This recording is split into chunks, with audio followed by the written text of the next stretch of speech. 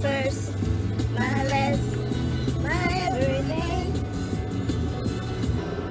I know there's only one way on my you. Every way it could have made you.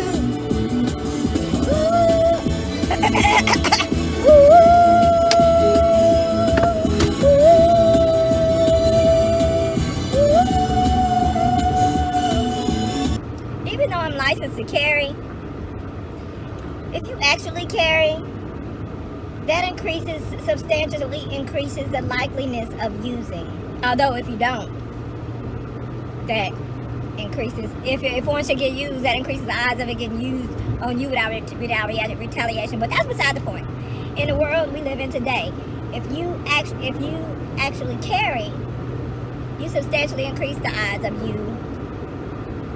there being a situation where you would use it. So I was thinking maybe I should just keep it in the car.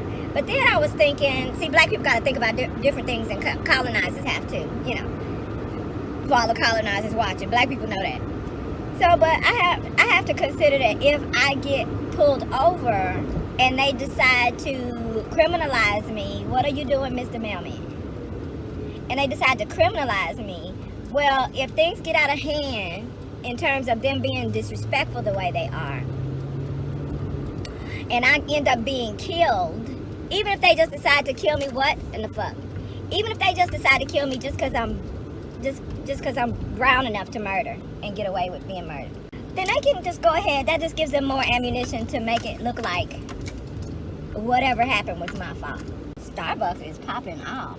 It actually smells, you know, coffee doesn't smell good like people say, you know, except, you know, of course, the coffee drinkers.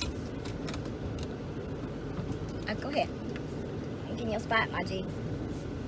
I don't know why I like to back that thing. I like to back into my spot. Oh, I do know why. I've always known why. I like to back into my parking spots because I'm not going to Starbucks, FYI. But I'm not mad at people that do.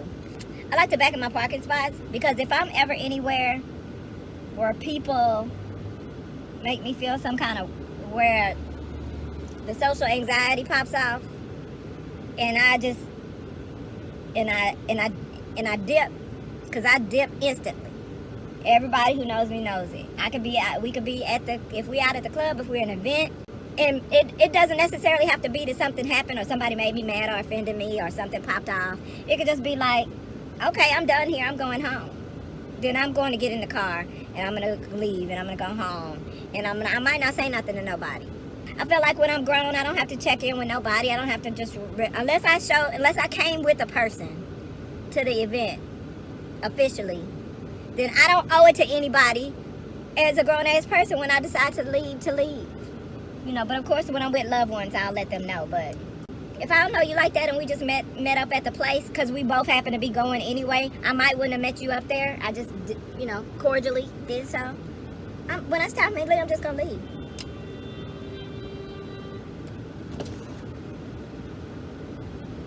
That truck driver was not happy with that situation. He had wailed on that horn. It's also a dangerous time to wail on your horn. Everything triggers everybody. This is so old, the name is coming off. But look how pretty that purple is. That's what I'm doing. I think that's what I'm doing today. Unless things don't go my way, boo. Yo, that was the most social, nail care situation, nail spa visit I ever had in my life. First of all, my nail guy had me rolling. I always love my nail guys because I pick them, I choose them specifically.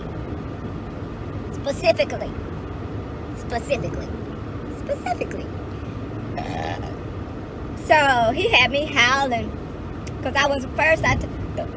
Excuse me. Oh, let me tell you. First, I went in, and the little girl they always have a white girl man in the front desk. I don't know if a white person owns it and they just making the money for the white person. That's usually the case. You know, while you know, black people sitting up here thinking all these at the end of the day, the supremacists get the bag. Put it like that.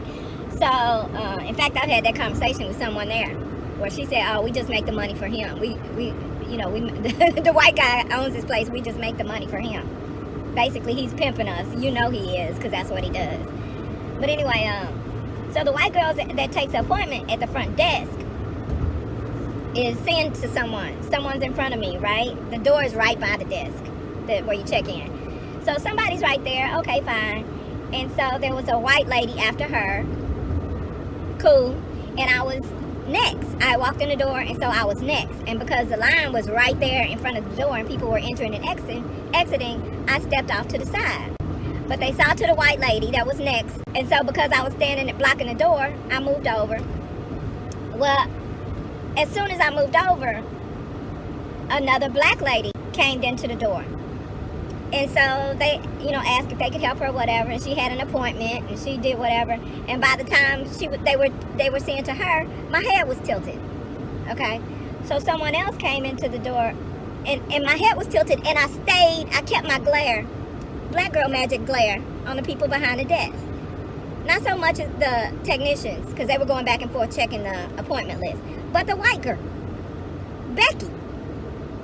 But Becky, my head went from a head tilt and a head tilt pretty much, let me translate that for you. Let me translate the black girl sign language.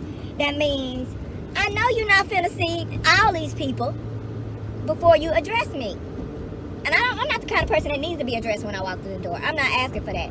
But I came here for an appointment that I made a time for. And you need to know that I'm here.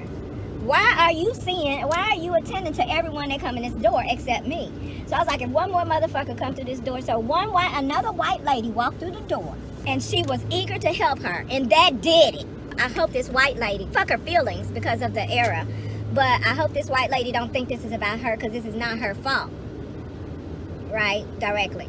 With my head still tilted, I said, so are you just gonna see to everyone instead of me? Because I need to know that if I need to leave. I need to go home if you're not going to take care of me. The time that we schedule for you to take care of me.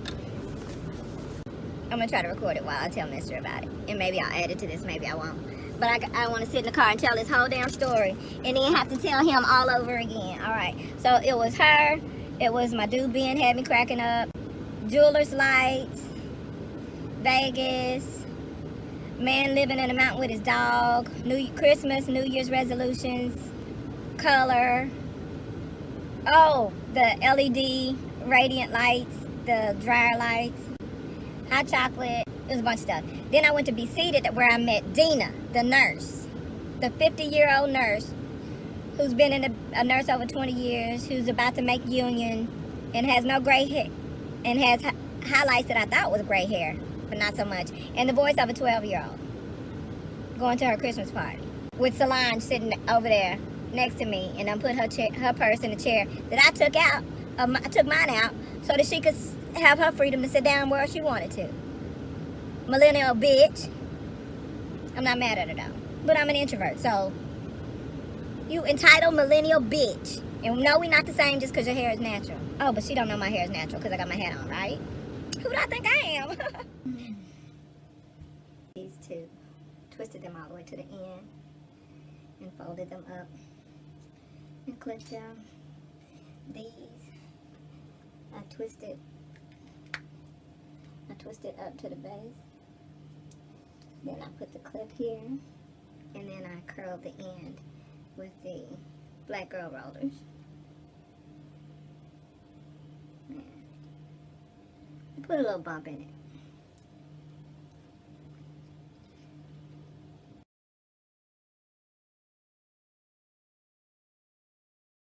Powering on.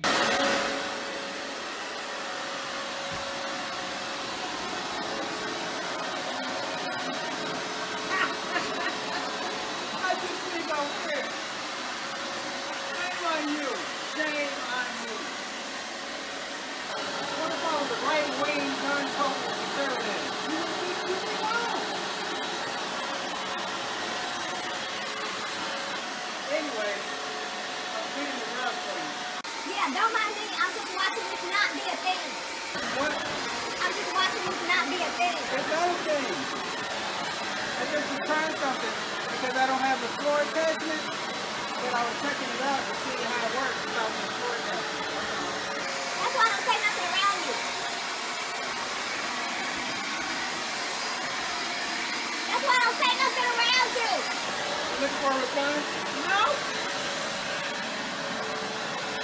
But that's why I don't say nothing around you, guys.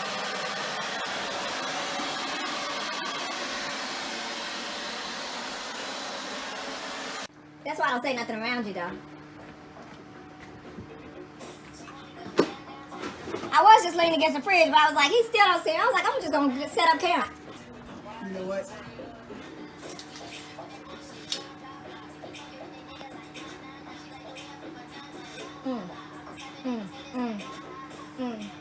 Hey, hey, hey, hey. Hey, hey, hey. Ooh, ooh, ooh, ooh, kill him. Ooh, hey, hey. Well, you never know when you might need to sit down. One thing I know, What's that? that's why I don't say nothing around you. You married me because you said This ain't gonna be a thing. you get stuff done. I need to get stuff done. So therefore, I think we need to be an item and get married and go ahead and seal this deal. And I said, I did. And you said, okay, let's make this work. That's when that's how it. That's how it went.